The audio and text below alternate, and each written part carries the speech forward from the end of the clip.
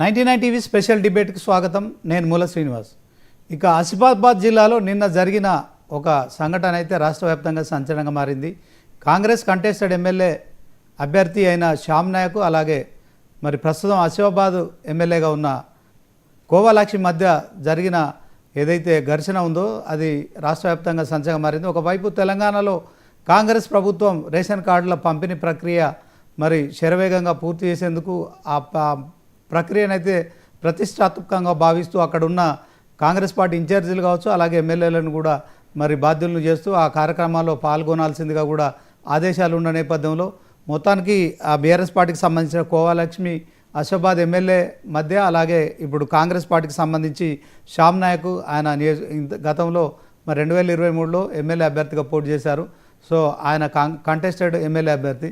వీరిద్దరి మధ్య నిన్న మరి అడిషనల్ కలెక్టర్ ఎం డేవిడ్ సమక్షంలో జరిగిన ఏదైతే సంభాషణ ఉందో సో అది కొంత మరి పరస్పరం దాడి చేసుకునే స్థాయికి వెళ్ళింది. సో ఇదే అంశంలో ఈరోజు స్పెషల్ డిబేట్. ఈ డిబేట్లో మనతో పాల్గొంటున్నారు శ్యామ్ నాయక్ గారు, Congress Asifabad MLA contested candidate. ఆయనతో మాట్లాడదాం. ముందుగా అక్కడ వాస్తవానికి ఏం జరిగింది, మరి కోవాలక్ష్మి గారు అతనిపై బాటిల్ విసిరేసిన ఏదైతే ఆ దృశ్యాలు ఉన్నాయో, ఆ వీడియో ఏదైతుందో అది సంచలనంగా మారుతోంది.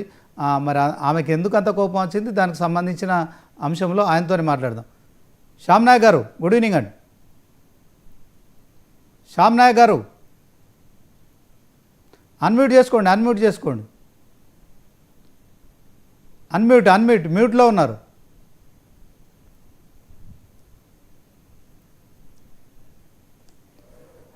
శ్యామ్ నాయక్ గారు అన్మ్యూట్ చేసుకోండి. హలో, అన్మ్యూట్ చేసుకోండి. మీ వాయిస్ రావట్లేదు.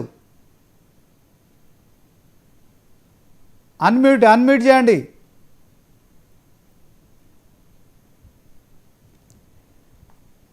హలో శ్యామ్ నాయక్ గారు అన్మ్యూట్ చేసుకోండి సార్.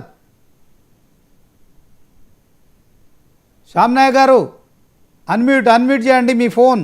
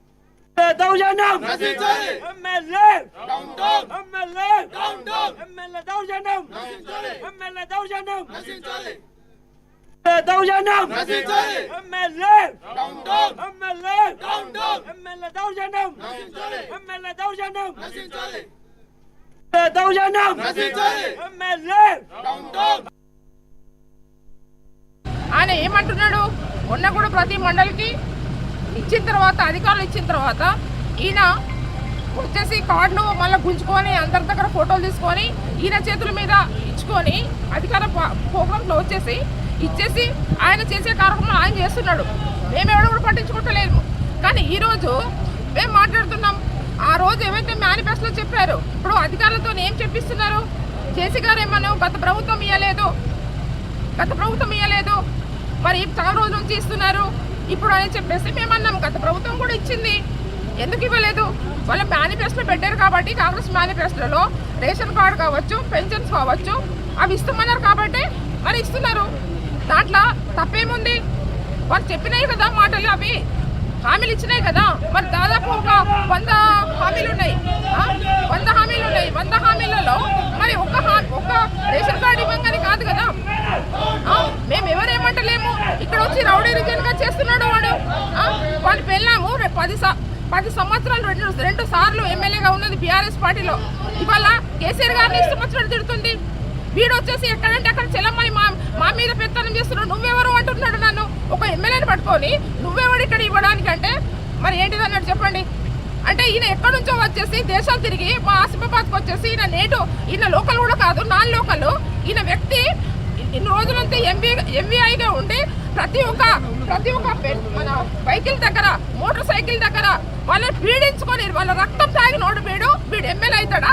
సచ్చిన ఎమ్మెల్యే గాడు. నేను చెప్తున్నా కదా, ఈ ఆసిఫాబాద్ నియోజకవర్గంలో ఆయన అంటున్నాడు కావచ్చు ఇక్కడ నేను ఎమ్మెల్యే అవుతాడు.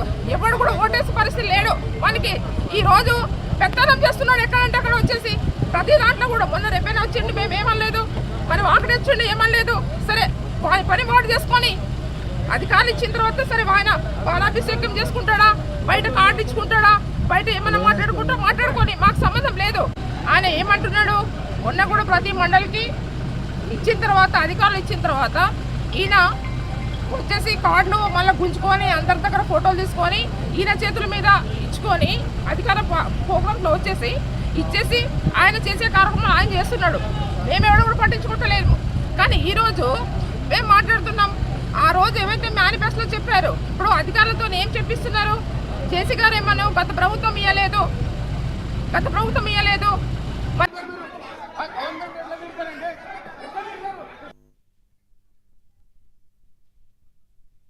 చూసాం కదా, రేషన్ కార్డున పంపిణీ వ్యవహారంలో ఎమ్మెల్యే కోవాలక్ష్మి మధ్య, అలాగే కాంగ్రెస్ ఎమ్మెల్యే క్యాండిడేట్ అయిన శ్యామ్ నాయక్ మధ్య మరి కొంత గత ప్రభుత్వం అని మాట్లాడడం కావచ్చు. అందులో మరి అడిషనల్ కలెక్టర్గా ఉన్న ఎం డేవిడ్ కూడా ఇదే అంశంలో మాట్లాడడం కావచ్చు. సో అక్కడున్న కోవాలక్ష్మి అయితే కొంత టెంప్ట్ అయిపోయారు. సో దీంట్లో మరి ముందుగా శ్యామ్ నాయక్ గారితో మాట్లాడదాం. శ్యామ్ నాయక్ గారు, గుడ్ ఈవినింగ్ అండి. Good evening sir. ఏం జరిగింది అసలు? ఎందుకంతగానో మీరు ఇద్దరు ఎమ్మెల్యే అభ్యర్థులు అక్కడ ఆసిఫాబాద్కు సంబంధించింది రేషన్ కార్డుల పంపిణీ ప్రక్రియ కాంగ్రెస్ ప్రభుత్వం మరి ప్రతిష్టాత్మకంగా తీసుకుంది. దాన్ని ఒక ప్రహసనంలా చేయాల్సింది, కానీ మీ ఇద్దరి వివాదంతో రాష్ట్ర వ్యాప్తంగా సంచలనంగా మారింది. ఇది కేవలం కాంగ్రెస్ బీఆర్ఎస్ల మధ్య చూస్తారా, ఎట్లా చూస్తారు? అది వివాదం కాదండి. వాళ్ళు వివాదం చేసుకోవాలని ఇంటెన్షన్ తో వచ్చారు. మీరు విజువల్స్ చూసే ఉంటారు. యాక్చువల్ గా అది రేషన్ కార్డు పంపిణీ ప్రోగ్రాము. సో అక్కడంతా బెనిఫిషరీస్ వచ్చి ఉన్నారు. ఆఫీసర్స్ ప్రోగ్రామ్ కండక్ట్ చేస్తా ఉన్నారు.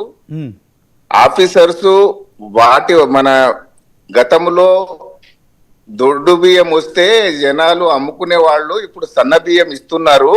వాటిని అమ్ముకోకుండా శ్యామ్ నాయక్ గారు కొంచెం దూరం పెట్టుకోండి, మొహం మాత్రమే కనిపిస్తుంది. ఓకే, ఇప్పుడు సన్న బియ్యం ఇస్తున్నారు. దాంట్లో ఎఫ్ఆర్కే కర్నల్స్ కూడా కల్పిస్తున్నారు, బలవర్ధక పదార్థాలు కల్పిస్తున్నారు. వాటిని వినియోగించుకోవాలని ఆఫీసర్స్ చెప్పడం జరిగింది. దానికి గౌరవ ఎమ్మెల్యే గారు మీరు మా ప్రభుత్వాన్ని ఏదో అంటున్నారని పాపం ఆఫీసర్స్ అన్నారు. వాళ్ళు ఏం అబ్జెక్ట్ చేయలేదు. ఆ తర్వాత సడన్ గా వాళ్ళని అన్నదే కాకుండా మా ప్రభుత్వాన్ని విమర్శించడం. ఇప్పుడు కళ్యాణ లక్ష్మి అన్నారు, తులం బంగారం ఏది, 2500 ఏది అని అలా స్టార్ట్ చేశారు. అది అఫీషియల్ ప్రోగ్రామ్ అయినప్పుడు పాలిటిక్స్ మాట్లాడకూడదండి. నేను ఎప్పుడు అక్కనే అని పిలుస్తుంటాను తనను, ముందు నుంచి పరిచయం కనుక. అక్క మీరు కూర్చొని ఉన్నాను నేను, మీరు విజువల్స్ కూడా చూసి ఉంటారు. అక్కడ కూర్చొని అక్క ఈ రాజకీయాలు ఇక్కడ వద్దాక ఏదైనా ఉంటే బయట మాట్లాడండి రాజకీయ వేదికల మీద. మీరు మళ్ళీ క్లోజ్ కొంచెం వెనక్కి జరగండి, మీ కెమెరా చూడండి, మంచిగా చూడండి. సార్ ఓకే చెప్పండి, ఇప్పుడు చెప్పండి. అయితే ఇది రాజకీయ వేదిక కాదు, అందుకని ప్రభుత్వాన్ని విమర్శించడం, పార్టీని విమర్శించడం వద్దాక అని చెప్పి రిక్వెస్ట్ చేయడం జరిగింది. అంతలోనే తను కోపత్రికురాలైపోయి సడన్ గా ఏమైందో ఏమో మరి బాగా టెంప్ట్ అయిపోయి ఆ టేబుల్ పైన ఉన్న ఐటమ్స్ ఏవో వాటర్ బాటిల్స్, కప్పు, తన చేతిలో ఉన్న మైక్ తో ఎటు పడితే అటు అందరిని అక్కడ వాయించేసింది. ఆ బాటిల్స్ నా మీద విసిరివేయడం జరిగింది. సో మేము మాట్లాడిన మాటలు కూడా అక్కడ ఉన్నాయి, అది విజువల్స్ లో మీరు చూడండి. అవును, తను దూషించుకుంటూ ఎవడు ఏంటి ఎక్కడికి వచ్చారు, ప్రజాస్వామ్యంలో ఎక్కడైనా ప్రజలతో పాటు వచ్చే హక్కు ఉంది. మేమేం డయాస్ మీద కూర్చోలేదు, ఏం లేదు, పక్కన కూర్చోను, అది కూడా మీకు కనపడతా ఉంది.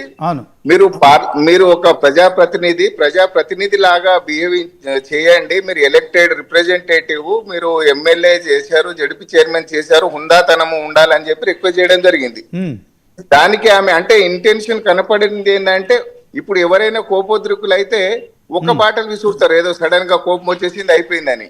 ఉమ్, అంటే వరుసగా అక్కడ ఉన్న ఐటమ్స్ అన్ని నా మీద విసిరడము 3 బాటిల్స్ విసిరడం అంటే సిఎస్ ప్రిపేర్డ్ మెంటల్లీ ఉమ్, ఏదో ఇష్యూ చేయాలి దీన్ని వాళ్ళ అధిష్టానం దృష్టిలో పడాలని చెప్పి కష్టపడ్డట్టు ఉంది. ఉమ్, కాకపోతే అది ఆమెకే నష్టమైనట్టుగా నాకు అనిపించింది. ఎవరైనా కానీ ప్రజాస్వామ్యంలో ఏదైనా ప్రశ్నను లేవనెత్తినప్పుడు సమాధానం చెప్పాలే తప్ప ఉమ్, ఇట్లా రౌడీయిజం చేయడం కరెక్ట్ కాదు. ఉమ్. ఓకే, శ్యామ్నాయక్ గారికి అక్కడ ఉన్న అడిషనల్ కలెక్టర్ డేవిడ్ గారు కూడా దీంట్లో గత ప్రభుత్వంలో రేషన్ కార్డులు ఇవ్వలేదని గత ప్రభుత్వం అనలేదు వారు, గతంలో దొడ్డు బియ్యం వచ్చేది అని.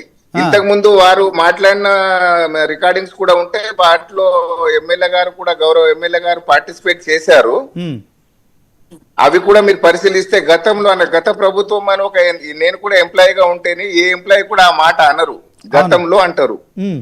దాన్ని వారు వక్రీకరిస్తున్నారు, అది కరెక్ట్ కాదు. అంటే ఇప్పుడు దాంట్లో రేఖా నాయక్ గారు కూడా మీ శ్రీమతి గారు 10 సంవత్సరాలు ఎమ్మెల్యేగా పనిచేశారు. సో మీరు కూడా ఒక ఉన్నతాధికారిగా రవాణా శాఖలో పనిచేశారు. మరి ప్రభుత్వ కార్యక్రమం జరుగుతున్న నేపథ్యంలో యాక్చువల్గా మరి ఇది కేవలం మీరు కంటెస్టెడ్, ఆమె ఎమ్మెల్యే, ఈ 2 విషయాలు ఉన్నాయా? లేకుంటే అక్కడ తుడుం దెబ్బ లాంటి ఒక అంశం కూడా ఈ మధ్యకాలం అప్పుడప్పుడు ఆదివాసీ లంబాడీల మధ్య ఇది గొడవ జరుగుతూ ఉంది కదా.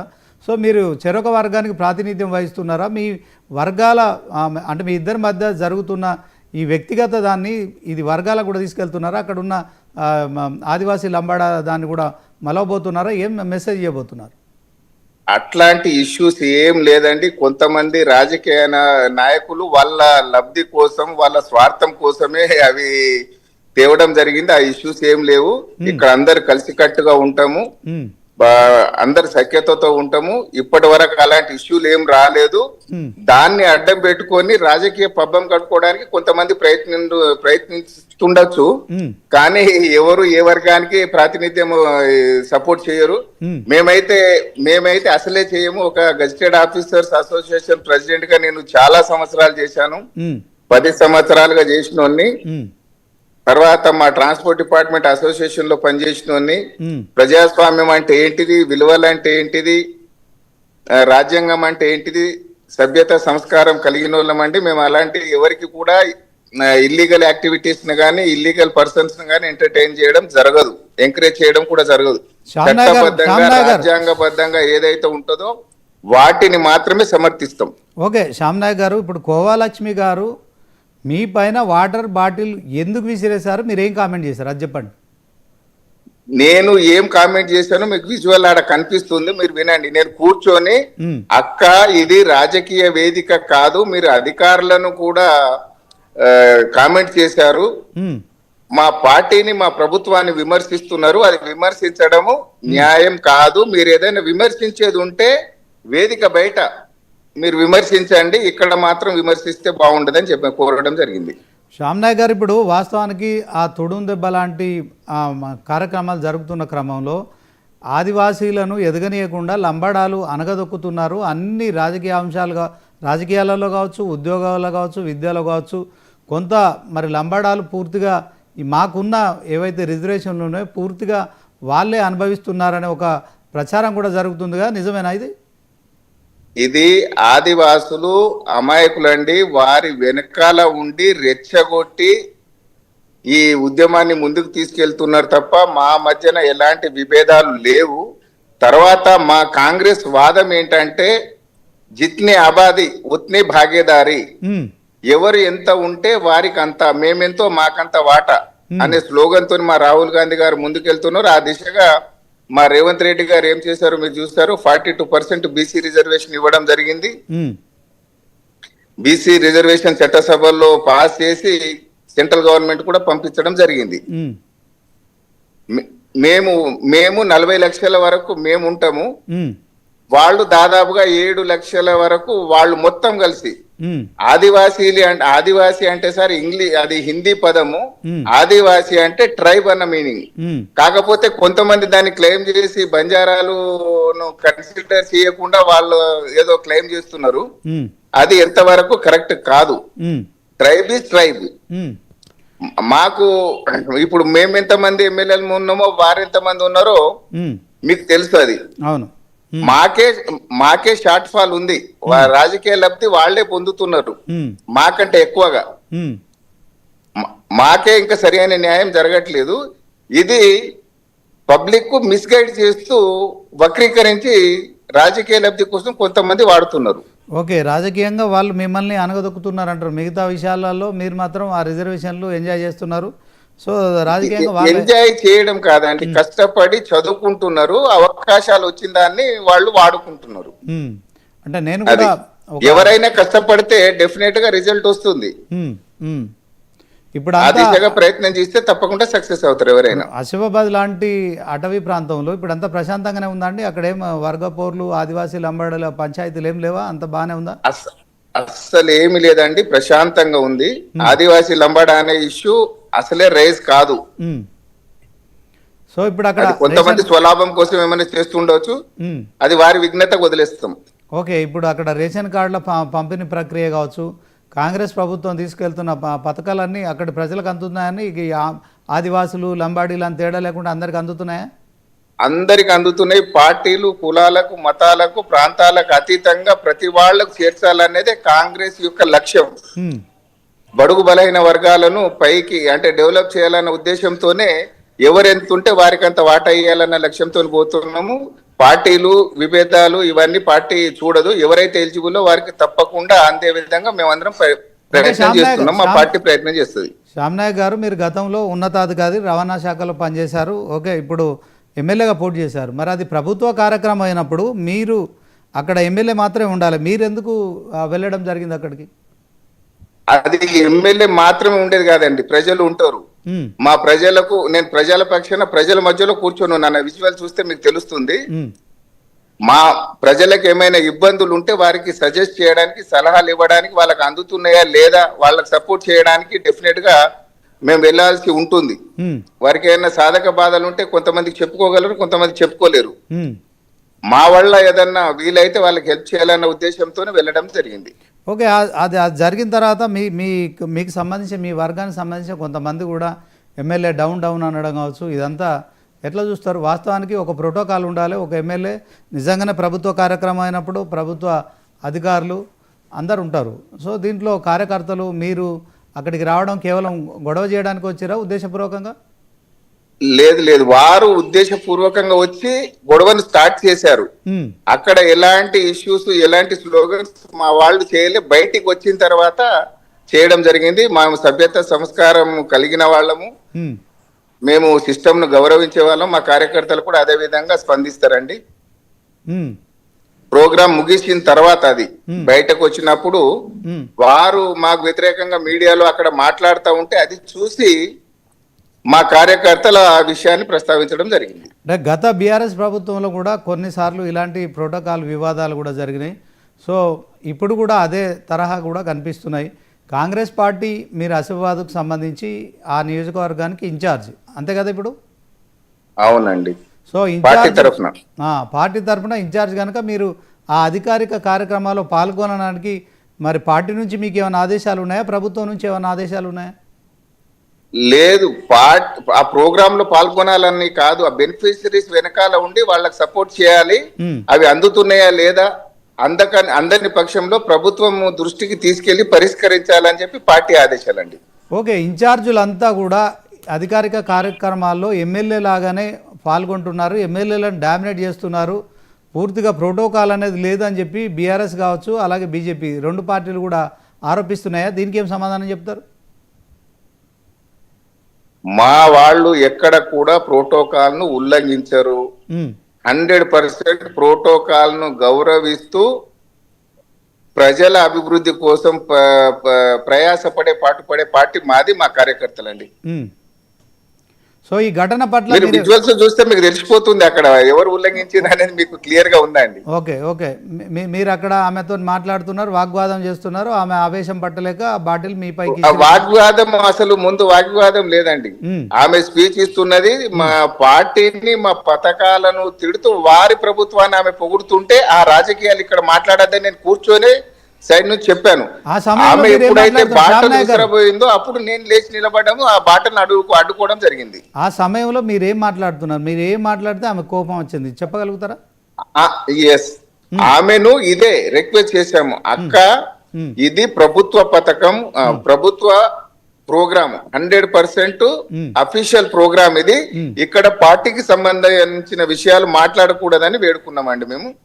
దానికి కోపద్రుకులైంది, నువ్వు ఎందుకు వచ్చినావు, నువ్వెవడివి అని చెప్పి పరుష పదజాలంతో వాళ్ళు ద్వేషించడం జరిగింది. అయినప్పుడు మేము సంవిధానం పాటించి వారు విసిరిన బాటల్స్ కూడా మేము తిరిగి వేయలేదు, మీరు చూస్తున్నారు. అది మా గౌరవం. ఓకే, ఆమె మహిళగా మా అక్కలాగా ఆమెను గౌరవిస్తుంటే ఇప్పటికీ కూడా అదే గౌరవం ఉంటది. రాజకీయం, పార్టీ అండి, గవర్నమెంట్. ఓకే, శ్యామ్ నాయక్ గారు, మీరు ఆల్రెడీ ఆమె మీద ఒక కేసు వేశారు. 3000 ఓట్ల మెజార్టీ, స్వల్ప మెజార్టీతో ఆమె గెలిచింది కనుక మరొకసారి దాంట్లో కోర్టులో కేసు వేశారు కనుక ఆమెకి ఈ సందర్భంలో మీరు కనిపించినాకనే ఆ కోపం వచ్చిందంటారా? అయి ఉండొచ్చు అండి, అది నాకు తెలియదు. అది కోర్టు పరిధిలో ఉన్న ఇష్యూ, దాన్ని మేము కామెంట్ చెయ్యము. అయి ఉండొచ్చు, అట్లేమన్నా మనసులో పెట్టుకొని చేసిందా, మరి లేకుంటే హైలైట్ అయ్యి మరి ఆ కేటీఆర్ గారి దృష్టిలో పడాలని ప్రయత్నం చేసిందో నాకు తెలియదండి. సో మీరు ఇప్పుడు ఏమే ఎక్స్పెక్ట్ చేస్తున్నారు? ఆమె మీ పైన దాడి చేసిన విషయంలో మీ కార్యకర్తలు అయితే ఎమ్మెల్యే మీద కామెంట్లు చేశారు, ఎమ్మెల్యే వైఖరిని నశించాలని చెప్పి కామెంట్లు చేశారు. మీరు ఇప్పుడు ఏం డిమాండ్ చేస్తున్నారు ఈ అంశంలో? మరి పార్టీ దృష్టికి వెళ్ళిందా మీ పైన దాడి చేసిన అంశం? ఆమె మా అక్కలాగా, ఆమెకు అన్ని విధాలుగా చేదోడుగా ముందు ఉన్నాము, ఇప్పుడు కూడా ఉంటాము. పార్టీనే, ప్రభుత్వమే. ఆమెను అక్కలాగా నేను అక్కడే క్షమించేసిన, నేను ఫర్దర్ గా ఏమి ఆమె మీద కామెంట్ చేయలేదు, చేయబోను. ఆమెనే ప్రెస్ మీట్లు పెట్టుకుంటూ తిడతా ఉంటుంది, వాడు వీడు అని. మరి అది ఆమె విఘ్నత వదిలేస్తున్నాం. ఇప్పుడు ఆ బయట కూడా మేము ప్లే చేసినాం, ఆమె మాట్లాడడం బాగా ఆవేశంగా మాట్లాడింది, మిమ్మల్ని మీరు అన్నట్టు వాడు వీడు అని కొంచెం ఎక్కువ స్థాయిలోనే మాట్లాడింది. దీంట్లో మీరిద్దరు ఎమ్మెల్యేలుగా పోటీ చేసిన సహజమైన ప్రక్రియ భావిస్తున్నారా? ఇంకా దీని వెనుక ఇంకేదైనా కారణం ఉందనుకుంటున్నారా? ఇంకేం లేదు, మరి ఆమె వెనకాల ఎవరన్నా ఉండి నడిపిస్తున్నారేమో నాకు తెలియదు, లేకుంటే ఆమెనే అసహనానికి గురి అయి చేస్తుందో ఇది తెలియాల్సి ఉందండి. యాక్చువల్ గా ఆమె ఆ రేంజ్ లో ఎప్పుడు స్పందించదు. ఈవెన్ ఎలక్షన్ లో మేము ఫైట్ చేస్తున్నప్పుడు కూడా నా మీద ఒక్క కామెంట్ కూడా ఆమె చేయలేదు. ఇప్పుడు చేస్తుందంటే దీని వెనకాల ఏముందో రాజకీయము నాకు అర్థం కావట్లేదు. నేనే సర్ప్రైజ్ అవుతున్నా. ఎప్పుడు నన్ను అన్న అంటది, నేను అక్క అంట. అంటే ఇప్పుడు గత ప్రభుత్వ అంత మంచి రిలేషన్, వాటికి ఉద్యమంలో వారిని చాలా ప్రోత్సహించి వెన్ను తట్టి వెనుక ఉండి సపోర్ట్ చేసినాం. మరి ఈ విధంగా ఎందుకు యాక్ట్ చేశారనేది నాకు ఇప్పటి వరకు అర్థం కాలేదు. నేనే అసలు కన్ఫ్యూజన్ లో ఉన్నా. ఇప్పుడు గత ప్రభుత్వ హయాంలో ఒక్క రేషన్ కార్డు కూడా పంపిణీ చేయలేదని చెప్పి డేవిడ్ గారు మాట్లాడారు, మీరు కూడా మాట్లాడారు అని చెప్పిన తర్వాత ఆమె బర్స్ట్ అయిపోయారు. తర్వాత ఇప్పుడు 20 నెలలుగా మీరు ఏం చేశారు? మీరేమన్నా చేసిరా? 10 ఏళ్ళు కూడా మీ మిసెస్ రేఖా నాయక్ కూడా ఎమ్మెల్యేగా ఉన్నారు, ఆమెకు తెలుసు కదా. మీరు పార్టీ నుంచి పోటీ చేయంగానే గత ప్రభుత్వాన్ని మీరు ఎట్లా విమర్శిస్తారని చెప్పి కూడా మాట్లాడినట్టు ఆమె బయటలో కనిపిస్తుంది. ఏం చెప్తారు? మేము గత ప్రభుత్వం గురించి అసలు అక్కడ మాట్లాడలే, అది అఫీషియల్ మీటింగ్ కనుక మాకు తెలుసు అక్కడ ఏం మాట్లాడాలో ఏం మాట్లాడకూడదు అని చెప్పేసి. నా మిస్సెస్ ఆ ప్రభుత్వంలో 10 సంవత్సరాలు ఎమ్మెల్యేగా ఉన్న మాట వాస్తవం. ఆమె ఏం చేసింది అనేది ఖానాపూర్ తిరిగి చూస్తే మీకు తెలుస్తుంది. గౌరవ కోవలక్ష్మి ఎమ్మెల్యే గారు మరి ఆ నియోజకవర్గం ఏం చేయలేదో కూడా మీకు తెలుస్తుంది. మీ టీంను పంపించండి. ఓకే, అంటే మీరు మొత్తానికైతే బీఆర్ఎస్ ప్రభుత్వ హయాంలో మీ మిసెస్ ఎమ్మెల్యేగా చేసినప్పుడు అభివృద్ధి జరిగింది, కోవలక్ష్మి గారు ఏం చేయలేదంటున్నారా? నేను అనడం కాదు, మీరు చూస్తే మీకు తెలుస్తుంది. మీ టీంను పంపించండి, ఇక్కడ ఏం జరిగింది అక్కడ ఏం జరగలేదు ఆ బాధ చూసి. నేను ఆ ఏరియాలో పనిచేసినాను కనుక నాకు రాజకీయ భిక్ష అషిఫాబాదే పెట్టింది నా మిసెస్ కనుక. ఫస్ట్ టైం అక్కడి నుంచి జడ్పీటీసీగా ఆమె గెలిచింది కనుక ఆ ప్రజల రుణం తీర్చుకోవాలన్న ఉద్దేశంతోనే నేను విఆర్ఎస్ పెట్టి నేను అక్కడ పోటీ చేయడం జరిగిందండి. ప్రజాసేవ నిమిత్తం మాత్రమే నేను విఆర్ఎస్ పెట్టి ప్రజల మధ్యన ఉండాలని డిసైడ్ అయ్యానండి. అంటే ఇప్పుడు అక్కడ అధికార పార్టీకి సంబంధించిన ఎమ్మెల్యేలు ఉన్న క్రమంలో కాంగ్రెస్ ప్రభుత్వం నిధులు ఇవ్వడంలో వివక్ష చూపెడుతుందనే ఆరోపణలు కూడా రాష్ట్ర వ్యాప్తంగా వస్తున్నాయి. అట్ ద సేమ్ టైం ఎమ్మెల్యేలకు మీరు ప్రోటోకాల్ ఇవ్వకుండా కాంగ్రెస్ పార్టీ ఇన్ఛార్జీలుగా ఎమ్మెల్యేలుగా పోటీ చేసిన వాళ్ళే ఎమ్మెల్యేలుగా ఫీల్ అవుతున్నారు, ప్రభుత్వ కార్యక్రమాల్లో పాల్గొంటున్నారు. సో ఇక్కడ ఇది అది బహిర్గతమైంది. దాంట్లో ఆమె ఒక లేడీ ఎమ్మెల్యేగా మీ పైన బాటిల్ విసిరారు, నిజమేనా? సార్ మీరు చూడండి, ఆమె ఎక్కడ కూర్చున్నదో నేను ఎక్కడ కూర్చుందో అది మీకు కనపడుతుంది. దాన్ని బట్టి మీరే ఫైనల్ గా జడ్జి మీరేమైనా చేయండి. డిమాండ్ అది చేయదలుచుకున్నారా? అవాస్తవం. ఆమె మీ మీద తీవ్రమైన వ్యాఖ్యలు చేశారు, మీరేమైనా డిమాండ్ చేయదలుచుకున్నారా? ఆమె విఘ్నతకే వదిలేస్తున్నా. ఆమె కూడా నా ఏజ్ గ్రూపు, ఉమ్, నేను అక్కలాగా భావించాను. ఆమె విమర్శలు చేస్తుంది, ఆత్మ సాక్షిగా చేస్తుందా, ఎవరన్నా ప్రొవోక్ చేసి చేస్తుందో ఆమె ఆత్మ పరిశీలన చేసుకోవాలండి. ఓకే, మీకు పార్టీ పరంగా కావచ్చు, తర్వాత ప్రజల పక్షాన ఏదైనా ఉంటే ఖచ్చితంగా ఆమె ద్వారా మీరు ఎమ్మెల్యేగా ప్రోటోకాల్ ఇచ్చి మీ సమస్యలు ఏమైనా ఉంటే మీరు అంతరంగికంగా చర్చించుకోవాలి. ఇది నాకు కావాల్సి ఉందని అడగవచ్చు. దాంట్లో మీరు కలిసి పనిచేయాలి. ఎందుకంటే ఎన్నికలు అయిపోయినాయి, మరొక 3.5 సంవత్సరాల దాకా ఎన్నికలు లేవు కదా. ఇట్లాంటి పంచాయతీలు పెట్టుకుంటే కొత్త పంచాయతీలు ఆల్రెడీ అక్కడ ఆదివాసీ ఇప్పటి వరకు సంవత్సరంన్నర గడిచిపోయింది. మీకు తెలుసు, అవును డిసెంబర్ నుంచి ఇప్పుడు ఇది ఆగస్టు, అవును ఎన్ని నెలలు అయింది మీరు చెప్పండి? 18 months అయిపోయింది కదా. ఉమ్, 18 months అయింది. ఎప్పుడు లేనిది ఇప్పుడే ఎందుకు వచ్చింది మరి? ఉమ్, ఆమెకు నిధులల్లా ఇబ్బంది లేదు, పనులల్లా ఇబ్బంది లేదు, ప్రోటోకాల్లో ఇబ్బంది లేదు, ఎప్పుడు లేదు. ఉమ్, ఈసారి ఆమె ఇంటెన్షనల్ గా ఎవరన్నా ప్రొవోక్ చేశారా, ఆమెనే మరి అసహనానికి గురైందో నాకు తెలియదు. కానీ ఉమ్, ఒకవేళ ఎవరు ప్రొవోక్ చేయకుండా ఉంటే అట్లా 3-4 బాటలు విసరడం గాని దూషించడం గాని జరగదు. దీని వెనక ఏదో రాజకీయ కుట్ర ఉంది. వారి పార్టీ వాళ్ళు కావాలని దీన్ని సెన్సేషనల్ చేయాలనే ఉద్దేశంతో చేయించారేమోనని నేను భావిస్తున్నా. సో ఆమె నుంచి మీరు ఏదైనా క్షమాపణలు కానీ ఏదైనా కోరుతున్నారా? ఫైనల్గా చెప్పండి. ఆమె విఘ్నతకు వదిలేస్తున్నా. ఆమె చెప్పినా చెప్పకపోయినా ఆమె మీ పట్ల మాకుండే గౌరవం తప్పకుండా ఉంటుంది. ఆమె మహిళ, నా సిస్టర్ గా భావిస్తా ఆమెను. ఓకే ఓకే ఓకే మొత్తానికైతే ఇంకా మీ ఇద్దరి మధ్య ఇక ముందు ఎలాంటి మీ ఇద్దరి వ్యక్తిగత విషయాల మధ్య వర్గపోరు అయితే రాదు కదా. అక్కడ మరొకసారి ఆదివాసీలు లంబాడీలు అని లొల్లి అయితే ఉండదు కదా, కన్ఫర్మా? నేను ఎలా చెప్పగలను? దాన్ని ఎవరుండి ఎట్లా నడిపిస్తారో తెలియదు. ఇప్పుడు మరి కొంతమంది వల్ల మీడియాలో మాట్లాడడం జరిగిందని చెప్పి చెప్తా ఉన్నారు. మరి వీరు చేయించారా, వాళ్ళు చేస్తున్నారా అనేది నాకు తెలియదు. మా సైడ్ నుంచి అట్లాంటి సంఘటన ఎప్పుడు జరగనివ్వం కూడా. Okay, thank you Shyam Nayak గారు. మొత్తానికి ఇది ఆదిలాబాద్ ఉమ్మడి జిల్లాలోని ఆసిఫాబాద్ నియోజకవర్గంలో జరిగిన ఏదైతే శ్యామ్ నాయక్ మధ్య అలాగే కోవలక్ష్మి మధ్య జరిగిన ఏదైతే మరి ఆ వివాదం ఉందో రాష్ట్ర వ్యాప్తంగా సంచలనంగా మారుతుంది. దీంట్లో శ్యామ్ నాయక్ గారు మరి ఆమెను నేను సోదరులాగా భావిస్తున్నాను, ఆమె బాటిల్ విసిరేసినప్పటికీ కూడా ఆమె విజ్ఞతకే వదిలేస్తున్నాను.